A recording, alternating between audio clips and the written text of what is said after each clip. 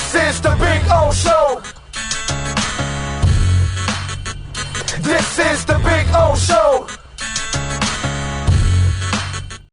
Good morning, Ira Winderman. How are you doing, sir?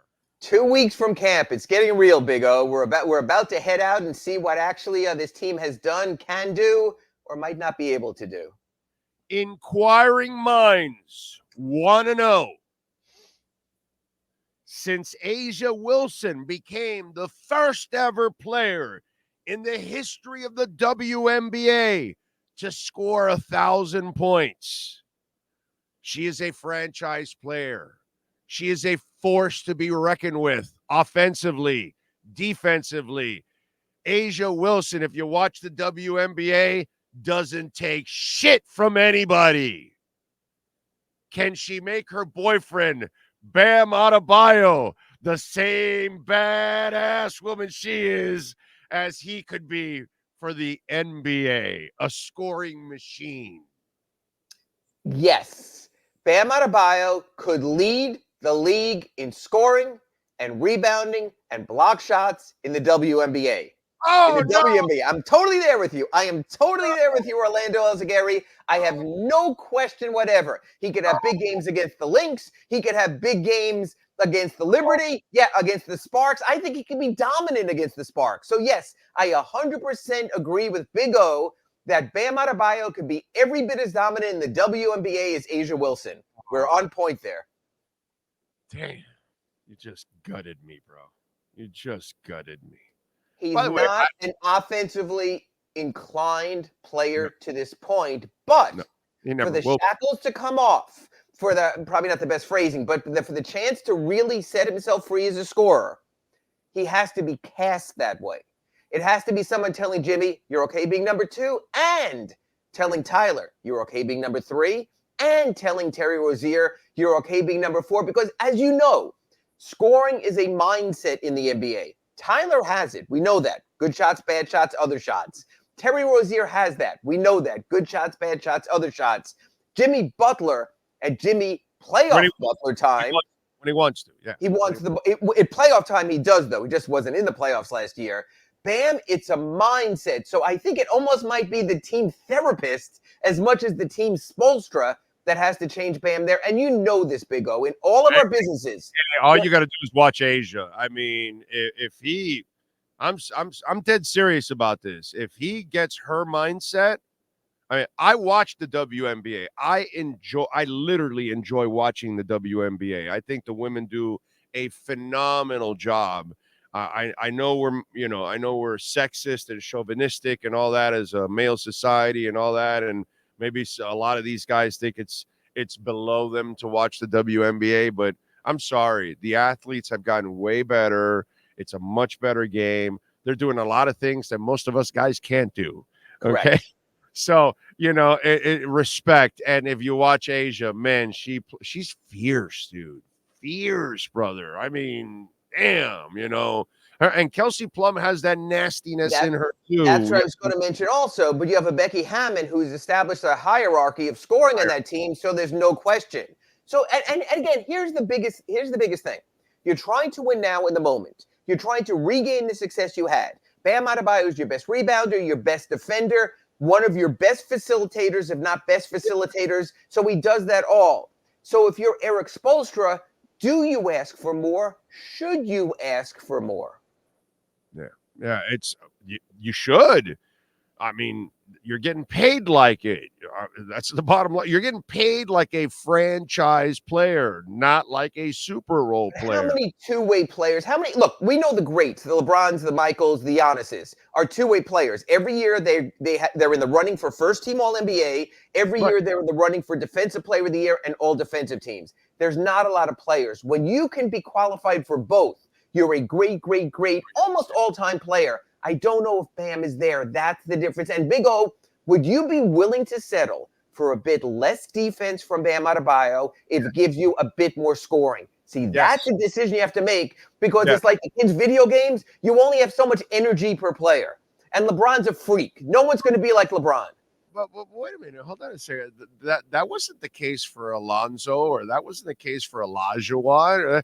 All those guys had energy to play Zoe off. was never a great scorer. Zoe was never a 28-point, 25-point a game scorer. He was never quite at that level. He focused on defense. Again, I'm talking about the greats, the LeBrons, the Giannis's, teams, the two-way players who did it both ways. That's the difference. That's a lot to ask of anyone. Listen, I totally understand what you're saying.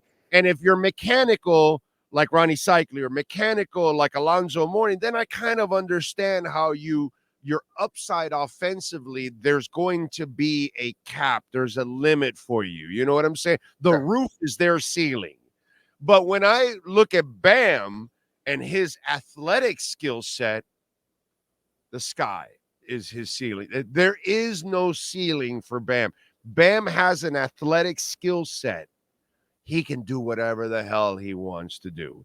It's just a matter of him wanting to do it. Other guys, athletically, they may not be able to get there. That's not Bam, dude. Bam has a shot. Bam has great form. Bam has athleticism. Bam can handle. Bam has vision. Bam can pass. He has everything that you could possibly need if you were Dr. Frankenstein to create the basketball player that could do it all for you. But he can still be smothered by size, and there's a lot of size. So when you make the A'ja Wilson comparison, she is one of the biggest bigs, if not the biggest big of her skill set and level of player in the WNBA.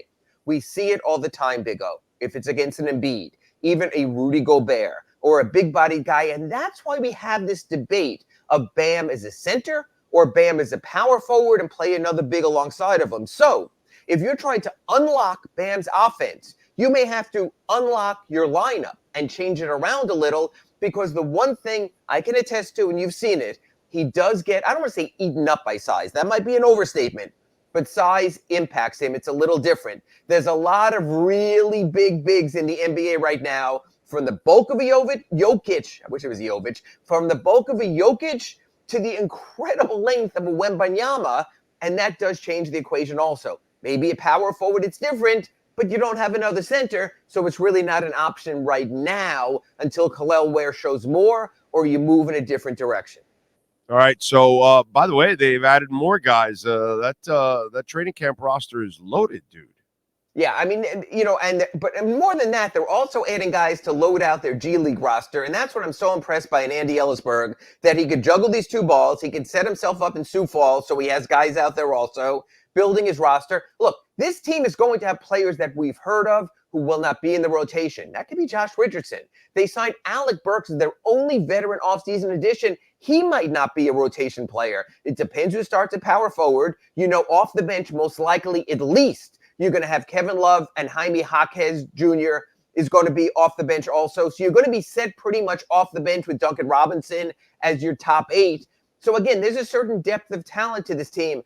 This is not a sexy team, but if this is a team that plays to the top of its talent, and as you point out weekly on the Accurate Pembroke Pines report, and gets the best of coaching like it always does in the NBA, you know what? Sure. Doc, you could say Doc Rivers has a better roster with the Bucks, but he's Doc Rivers. And when push comes to shove, he always turns into Doc Rivers. So if you're asking me, would you rather have Eric Spoelstra with a bit less talent or Doc Rivers with more talent? I'll go with Spoelstra, because I think he will get the pulp out of that orange with every squeeze that he does, and that's the difference. I think people who are writing off this Heat season, let's see how it plays out. There's going to be 2 Heat seasons. Well, I think we're writing off championship is what we're right. Remember, it's a spoiled bunch. Yes. So they expect championships or get to the championship. This doesn't look like a championship roster. Plus, your superstar has not given you any inspiration that he's going to give you that. Camp. We haven't seen what he shows up looking like. Here's the point.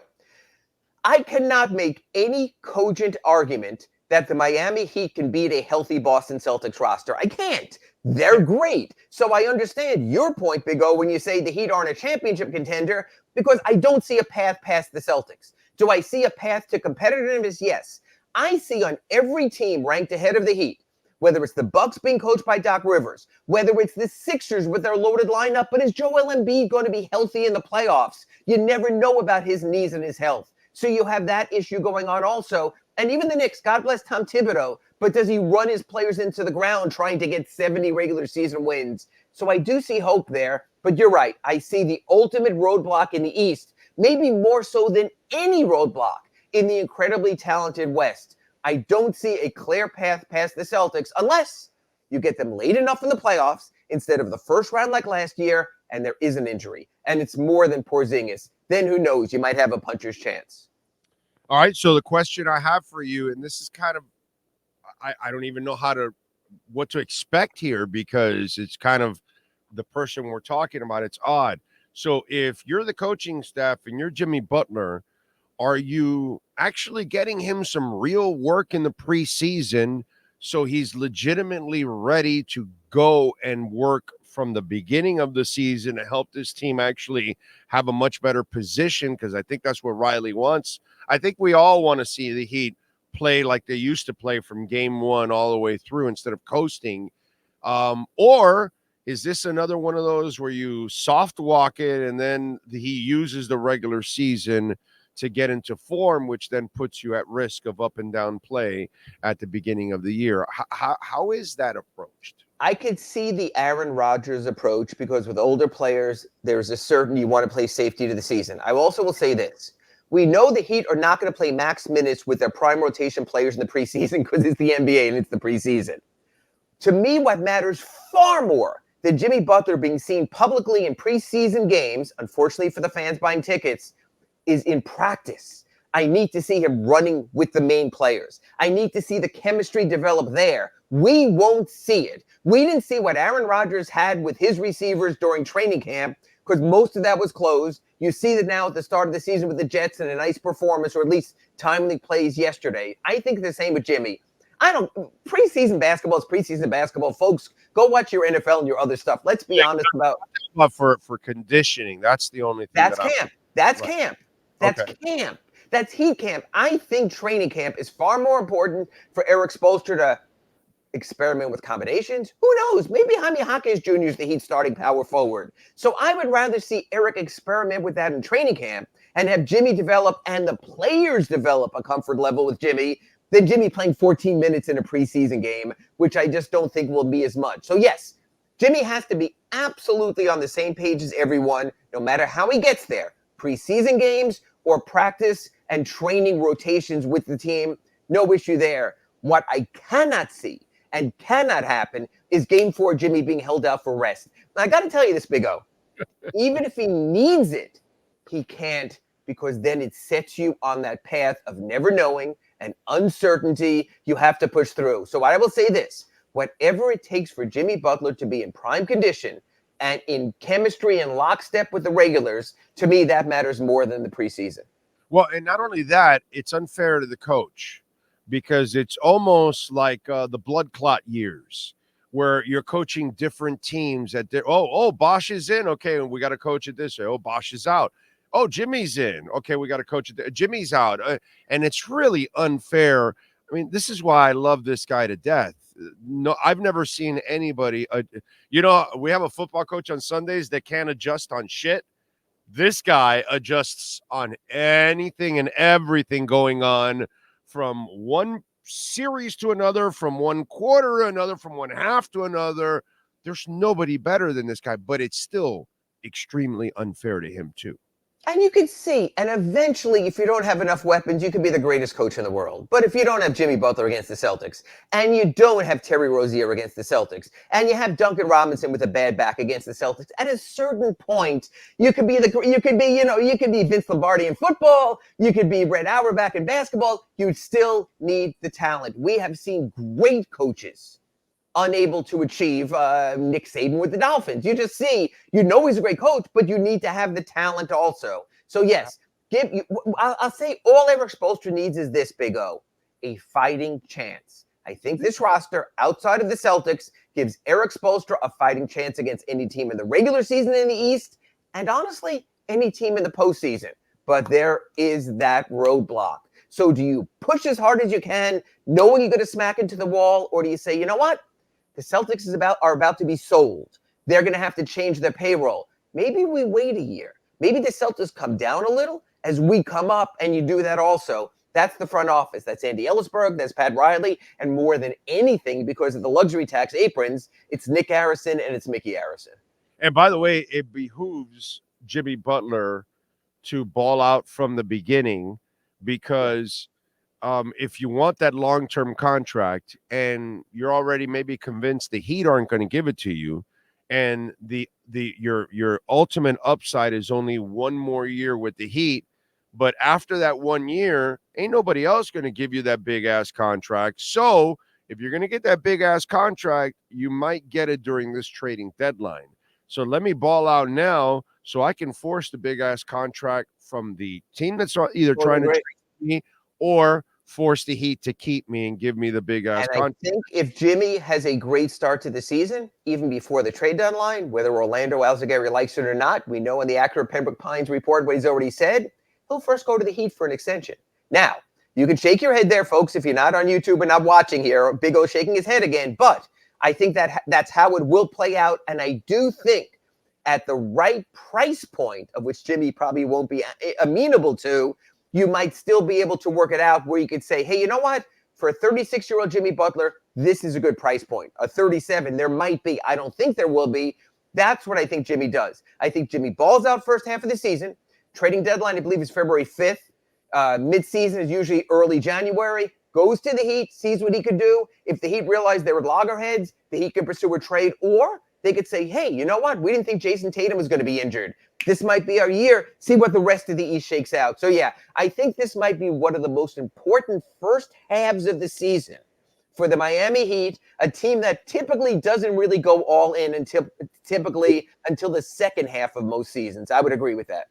And by the way, to back your point on this one, that they may have to go that direction, and I hate to say this because it's sad, they also have to look in the mirror and say, hey, man, guys, we're no longer sexy.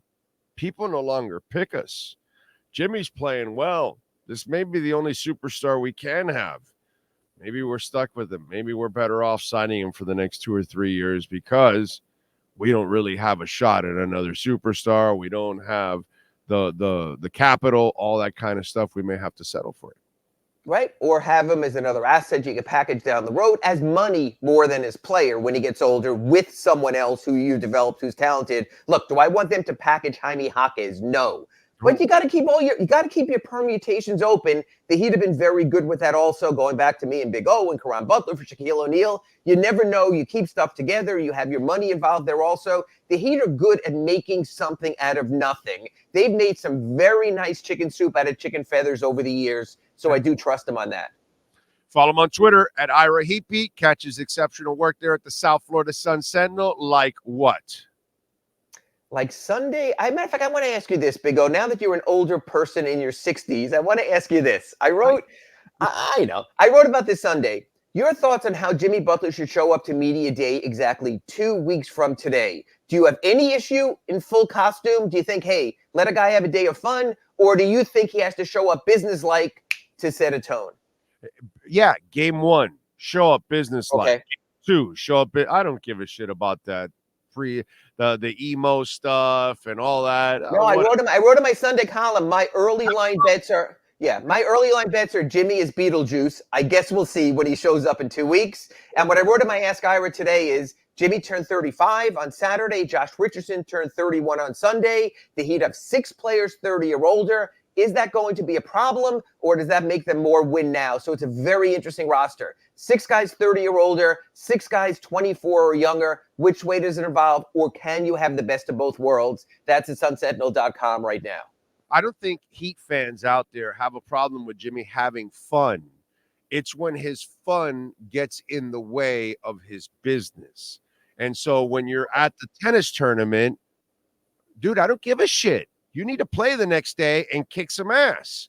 You know, that's how it is. Michael Jordan was caught in Vegas gambling, but the next day Atlantic City in a Knicks series. Yeah, exactly. The next day he puts 35 and 7 and 7 and 3 steals on your head, and he wins because there's no excuses one way or the other. You might catch him doing this, but the next day he's going to kick your ass. And that's not how it's been with Jimmy. And so that's the problem I think that Heat fans have, that he he clearly, openly has told everybody, I don't give a shit about the regular season. And then that's hurt the team because now if Jimmy doesn't care about the regular season, the mathematical solution to that is you end up in the play-in. That's what the math says. Jimmy plus shitty regular season equals play-in. Jimmy cares about the regular season. That means 3, 4, 5 seed. That's the way we look at it. And that's the way Pat Riley looks at it and everybody else looks at it. Bro, go have your fun. You have an entire offseason. That's when you want to do that shit. You want to go ride the horse? Go ride the horse. But, brother, you better be ready to, bust the Bronco night in and night out as a Heat player. And that's what he hasn't been able to do. All right, so Jimmy is Beetlejuice on media day. I'll show up with the dreadlocks. Works for me, Big O. There you go. Ira, thank you, sir. We will catch up next week and follow him on Twitter at Ira P.A. Appreciate it. Next Acura Pembroke Pines report. Thanks, Big O. You got it, my man. There you go. Acura of Pembroke Pines. Remember, 15601 Pines Boulevard, just off of I-75 in Pines. And they've got the 2025 Integra. What a sweet vehicle that is right now. You can get on down there and get it for 3.9% financing for 60 months. And, of course, the ZDX is in. Get electrified. All approved leases, $479 a month. 0.9% financing for 72 months. The RDX 2024 model, still have a few of those, $379 a month, and you can get it for 3.9% financing. So check it out. Check out the entire selection there, the ILX, so many different vehicles there, amazing vehicles at 15601 Pines Boulevard, just off of I-75 in Pines. Finest dealership. There is no better Acura dealership in the country, baby. Then, of course, Larry Schlossberg, Pat Nasto, Tony Stampone, all the great people getting it done at Craig Zinn's Acura of Pembroke Pines. Oh.